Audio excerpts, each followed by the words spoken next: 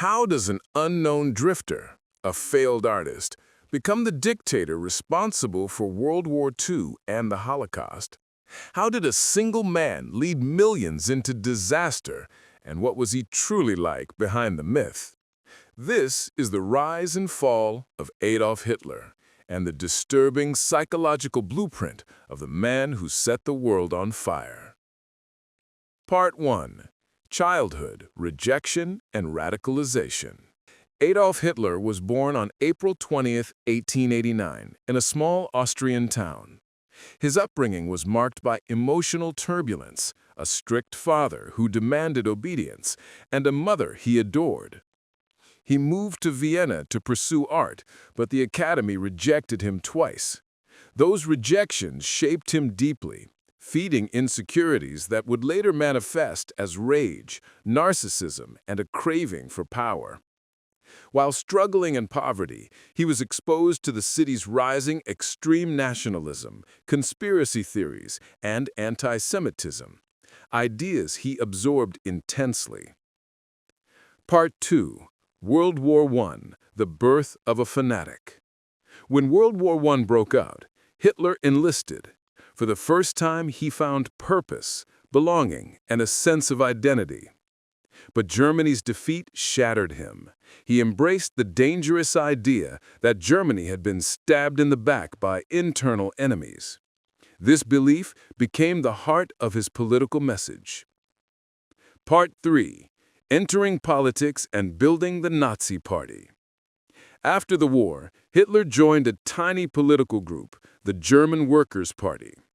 With fiery speeches, he quickly rose to leadership, transforming it into the Nazi Party. He mastered propaganda early: simple slogans, emotional speeches, mass rallies, scapegoats for every problem. In 1923, Hitler attempted a coup, the beer hall putsch. It failed. He was arrested. But in prison, he dictated Mein Kampf, outlining the horrifying blueprint of his future rule. Aryan racial supremacy, destruction of Jewish people, expansion into Eastern Europe, absolute dictatorship. Part 4. The road to power. The Great Depression was the turning point. Millions were unemployed, desperate, and angry. Hitler promised certainty and national rebirth. He used modern technology to spread his message: radio broadcasts, airplane tours, mass rallies, propaganda films. In 1932, the Nazi Party became the largest political force in Germany. And in 1933, Hitler was appointed chancellor legally. When the Reichstag burned, Hitler used it to declare an emergency, crush civil liberties, and eliminate opposition. Opponents were arrested, newspapers silenced, other parties banned. After President Hindenburg died in 1934, Hitler fused all power into one role. Part 5. The Nazi State. Hitler engineered a totalitarian regime where he controlled everything: education, media, culture, law, policing, youth organizations, even art and music.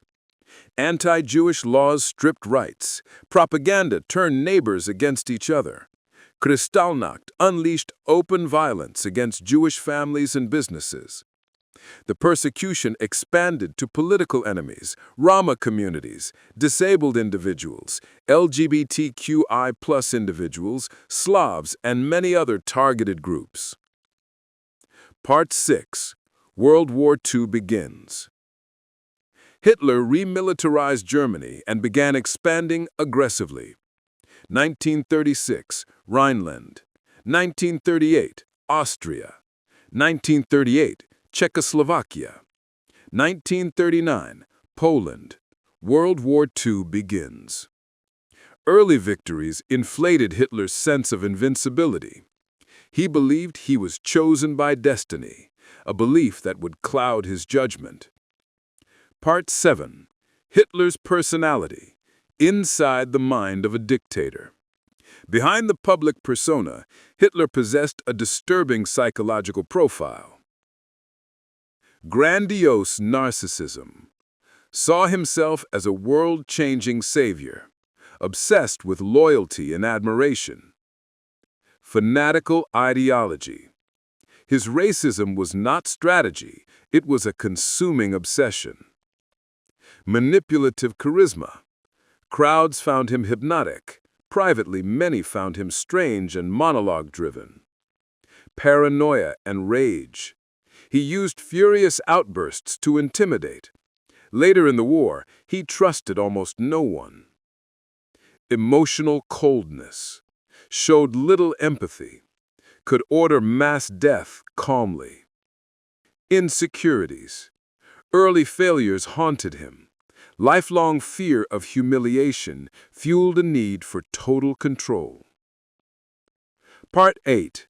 The Fall of Hitler. In 1941, Hitler invaded the Soviet Union, his greatest mistake.